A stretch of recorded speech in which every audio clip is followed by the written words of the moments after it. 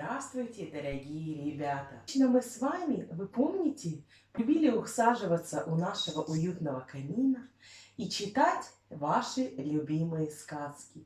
Вот и сегодня я хочу сесть с вами возле камина. Можете заварить себе чай и послушать мою сказку, которую я вам хочу прочитать. Итак, ребята, усаживайтесь поудобнее. Я начинаю. Сказка называется «Кот в сапогах». Жил-был мельник, и было у него 3 сына. После его смерти сыновьям осталось небольшое наследство. Старший получил мельницу, средний осла, а младшему достался кот и 3 ЭКЮ. Посмотрите внимательно. Вот мельница, где жил мельник, и младший сын, которому достался в наследство только кот и 3 монеты под названием ЭКЮ.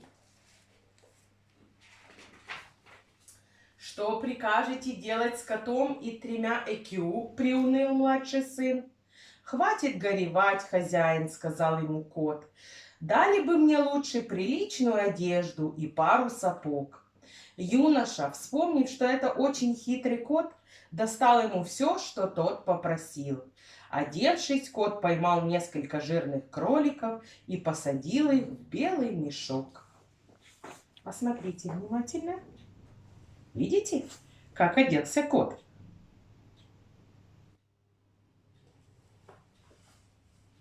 Явившись во дворец, кот в сапогах предстал перед королем.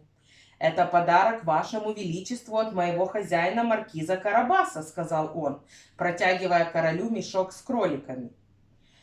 Король, большой любитель вкусно поесть, был тронут. Кто же каждый день стал приносить ему зайцев, куропаток и фазанов? «Какой у вас замечательный хозяин! Мне бы очень хотелось с ним познакомиться», — сказал однажды король. Посмотрите. Кот в сапогах пришел к королю.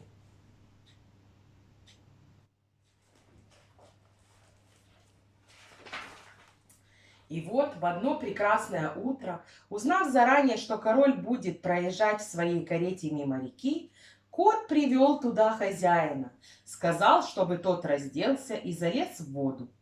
«На помощь! Маркиз Карабас тонет!» — закричал кот, увидев королевскую карету. Король приказал своей охране вытащить маркиза из реки. Пока кот объяснял королю, что одежду хозяина украли разбойники, маркиз раскланивался с очаровательной принцессой. «Не хотелось бы, ваше высочество, чтобы у вас сложилось обо мне превратное мнение. Не в моих правилах знакомиться со знатными особами в таком недостойном виде».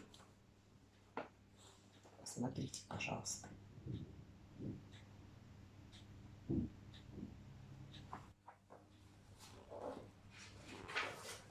«Закончим нашу прогулку вместе, маркиз», — предложил король, приглашая маркиза в свою карету.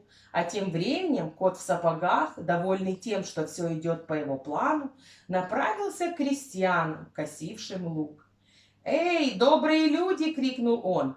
«Скоро мимо вас проедет король. Если он станет задавать вам вопросы, скажите, что все эти земли принадлежат маркизу Карабасу, иначе я прикажу вам всыпать палок». Вот, видите? Кот, что приказал людям говорить.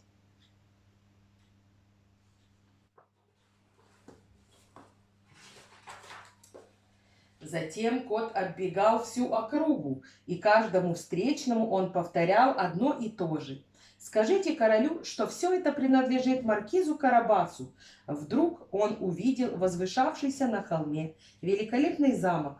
Крестьяне сказали ему, что там обитает ужасный людоед. «А вы скажите королю, что этот замок принадлежит маркизу Карабасу», — грозно заявил кот, — «иначе вас высекут». «Ну а этим людоедом я займусь лично», — решил он. Вот видите, прекрасный замок, который показали коту люди.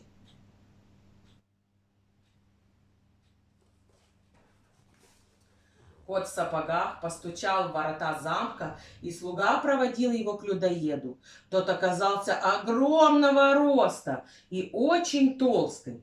«Для меня большая честь говорить с таким важным господином, как вы», — проговорил кот, сняв шляпу и кланяясь.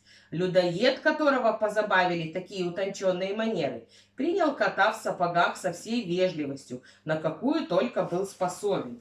Посмотрите, какой был большой людоед Карабас. По сравнению с ним кот был очень маленький. «Ходят слухи, — сказал кот, — что вы чародей и можете превратиться в кого угодно». «Слухи? — проворчал людоед. — Вот возьму и прямо у тебя на глазах превращусь в льва». И тут раздался такой страшный рык, что задрожали стены. «Это великолепно!» — пролепетал напуганный до смерти кот.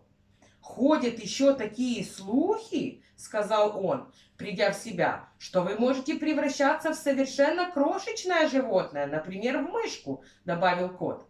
Хотя это, по моему мнению, невозможно». «Невозможно!» — зарычал людоед.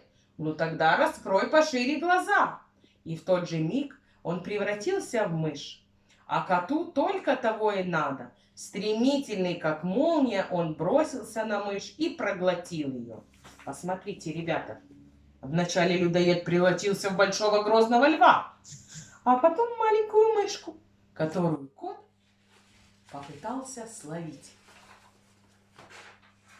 Продолжая свою поездку, король вдруг увидел на холме великолепный замок. «Кучер, останови!» — велел он.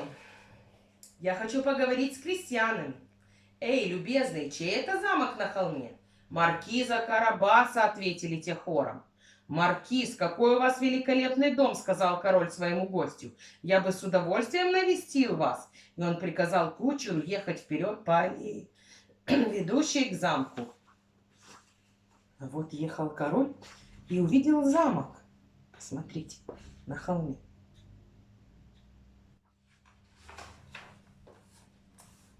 Маркиз подал принцессе руку, и следом за королем они вступили в огромный парадный зал. Столы были уставлены всевозможными яствами. «Прошу к столу, ваше величество», — сказал кот в сапогах. А тем временем, пока король ел, нахваливая великолепный обед и восхищаясь маркизом и его богатством, маркиз и принцесса обменялись нежными взглядами и словами и поняли, что влюблены друг в друга. И тогда король, посмотрев на влюбленных, заявил: «Маркиз, вижу, что ваше сердце уже принадлежит моей дочери. Давайте завтра и справим свадьбу. Благословляю вас». Видите? Маркиз, принцесса. Король благословил их на свадьбу. А вот и кот в сапогах. Вот что может получиться, если вам попадется такой умный кот, как я, рассудил кот в сапогах. Вы будете жить в богатстве и счастье, а я уже стал важным господином и ловлю мышей только для забавы. Вам понравилась сказка, ребята? Скажите, пожалуйста, а кто вам больше понравился в этой сказке? Мне тоже кот. А почему? Потому что кот был хитрым и ловким. Ему удалось обмануть кого? Да, маркиза Карабаса. И он завладел всем его богатством, благодаря чему его хозяин, бедный крестьянин, стал принцем, потому что король сыграл свадьбу с его дочерью. Мне тоже очень понравилась эта сказка, ребята. Я предлагаю вам дома нарисовать кота в сапогах и прислать мне ваши рисунки. А я вам пожелаю хороших выходных и до следующей встречи. Пока-пока.